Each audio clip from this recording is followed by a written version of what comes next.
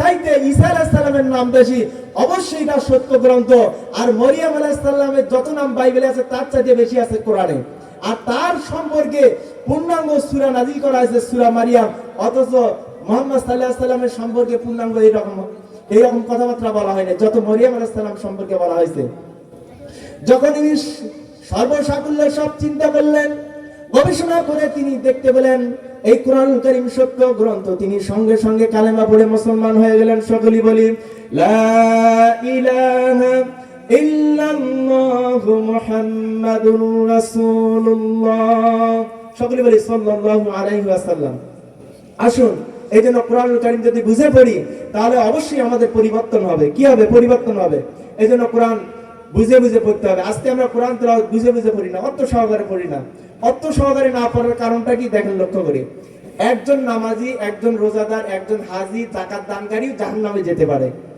বলবেন যে হুজুর কেমনে যাবে? শোনেন, আল্লাহ রাব্বুল আলামিন বলেন ومن لم يحكم بما أنزل الله فأولئك هم الكافرون। সকলে বলি আল্লাহু আকবার। আল্লাহ পাক বলেন ومن لم يحكم بما أنزل الله, আল্লাহ পাক বলেন যারা আল্লাহর নাজিলকৃত বিধান কোরআন দিয়ে যারা বিচার ফয়সালা করবে না, যারা দেশ চালাবে না, আল্লাহ পাক তাদেরকে ঘোষণা দিয়েছেন তারা হলো কাফের, তারা হলো ফাসিক, তারা হলো জালিম। বলেন তো ফাসিক, কাফির আর জালিম জান্নাতে থাকবে না জাহান্নামে? এখানে কিন্তু বলা হয় নাই যে নামাজি ছাড়া, নামাজি ছাড়া, রোজাদার ছাড়া, যাকাত দানকারী ছাড়া, এটা কিন্তু বলে নাই। বলছে যারা কোরআন দিয়ে রাষ্ট্র পরিচালনা করবে না এরা থাকবে কোথায়? এরা হবে কাফের আর এরা থাকবে জাহান্নামে। কথা বলেন ঠিক না ঠিক? তাহলে লক্ষ্য করে দেখুন, নামাজ পড়লেন, রোজা করলেন, হজ করলেন, যাকাত দিলেন, কিন্তু আল্লাহর জমিনে আল্লাহর দ্বীন প্রতিষ্ঠা করার জন্য কাজ করলেন না, কোরআন দিয়ে রাষ্ট্র পরিচালনা করার জন্য কোনো কাজ করলেন না। তার মানে যদি আপনি কোরআন তেলাওয়াত বুঝে বুঝে যদি অর্থ সহকারে পড়তেন তাহলে সব বুঝতে পারতেন, সব বুঝতে পারতেন। কিন্তু আজকে আমরা অনেকেই আছি অর্থ সহকারে কোরআন পড়ি না। এই জন্য অর্থ সহকারে কোরআন পড়ার জন্য আমি সকলকে আহ্বান জানাচ্ছি। কোরআন পড়লে আপনার মেধা বাড়বে, সমস্ত কিছু জানতে পারবেন। তো আসুন ধীরে ধীরে সামনের দিকে যায়, যেহেতু সময় সংক্ষেপ। 3 নম্বর পয়েন্ট হচ্ছে, 3 নম্বর পয়েন্ট, কোরআনুল কারীমের সহি আমল করতে হবে। কি আমল করতে হবে? কোরআনুল কারীমের সহি আমল করতে হবে। কেমন সহি আমল?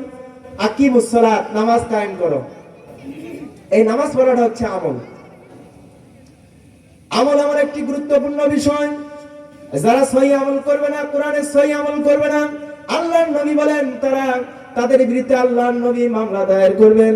আল্লাহ রাব্বুল আলামিন 85 নম্বর সূরা বুরুজের 11 নম্বর আয়াতে বলেন ইন্নাল্লাযীনা আমানু ওয়া আমিলুস সালিহাতি লাহুম জান্নাতুন তাজরি মিন তাহতিহাল আনহার যালিকাল ফাওজুল কাবীর। সকলে বলি আল্লাহু আকবার। আল্লাহ পাক বলেন ইন্নাল্লাযীনা আমানু ওয়া আমিলুস সালিহাতি লাহুম জান্নাতুন তাজরি মিন তাহতিহাল আনহার, নিশ্চয় যারা ঈমান আনবে, সহি আমল করবে, সৎ কাজ করবে, তাদের জন্য জান্নাত। তাহলে সহি আমলটার ব্যাখ্যা কি? নামাজ পড়া হচ্ছে আমল। নামাজটা যদি সহি শুদ্ধভাবে না পড়া যায় তাহলে সহি আমল হলো না। হজ করলো, সুদের টাকা দিয়ে হজ করলো, আমল হলো কিন্তু সহি আমল হলো না। রোজা রাখলো সারা দিন কিন্তু মাঝে মধ্যে একটু পানি পান করলো, কিন্তু এটা সহি আমল হলো না। সহি আমল হলো না। এই জন্য সহি আমল করতে হবে।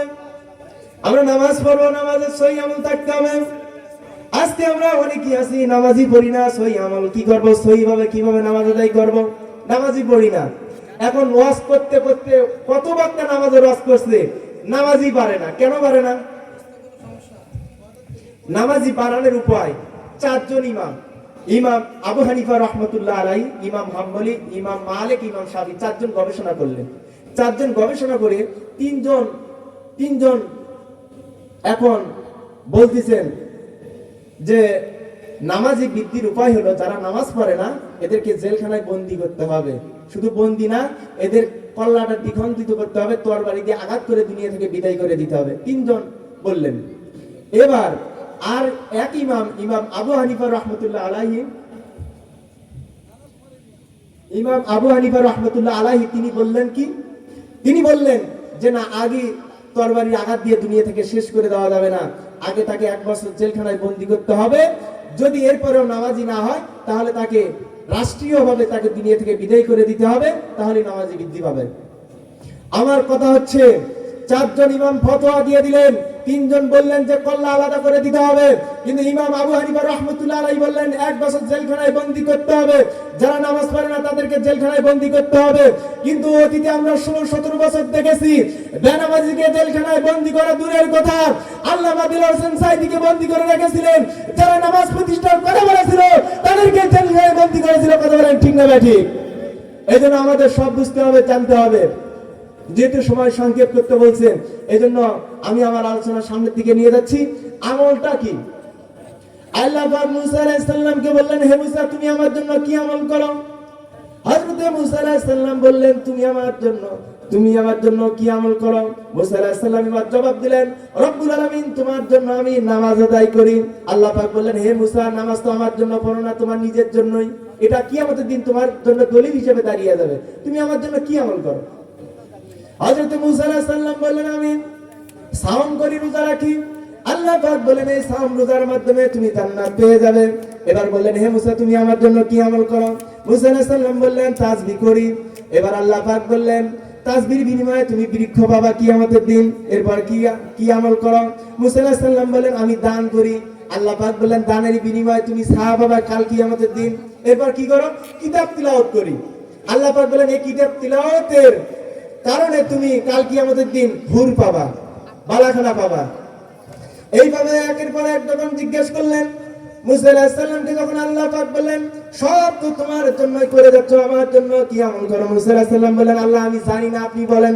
আমি জানি না, আপনি বলেন কি আমলটা আপনার জন্য? আল্লাহ মুসা আলাইহিস সালামকে বললেন, ওইটা আমার জন্য আমল যে আমল করতে গিয়ে কিছু মানুষ তোমার বন্ধু হয়, কিছু মানুষ তোমার শত্রু হয়।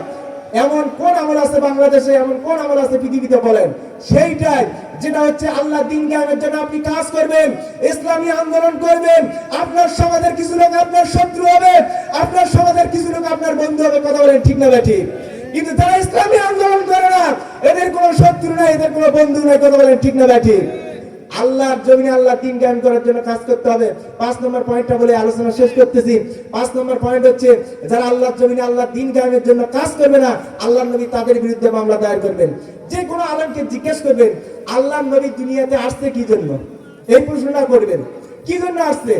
আল্লাহর নবী কেন আসছেন? হুয়াল্লাযী আরসালা রাসূলাহু বিল হুদা ওয়া দীনিল হাক্কি লিইয়ুযহিরাহু আলাদ দীনি কুল্লিহি ওয়ালাউ কারিহাল মুশরিকুন।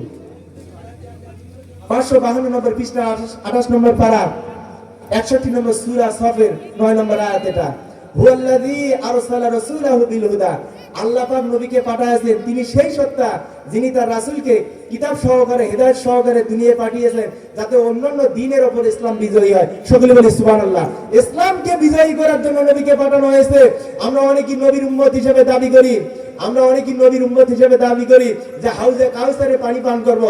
আল্লাহ রাসূল বলছেন, কাল কিয়ামতের দিন সর্বপ্রথম হাউজে কাউসারে পানি পান করবে ওই মুহাজির, ওই দরিদ্র ব্যক্তি যারা দ্বীন কায়েম করতে গিয়ে ভালো পোশাক পরতে পারে নাই, ভালো কিছু খাবার খাইতে পারে নাই, যারা মক্কা থেকে হিজরত করে মদিনায় গেছে, এই সর্বপ্রথম হাউজে কাউসারে পানি পান করবে। কথা বলেন ঠিক না ঠিক?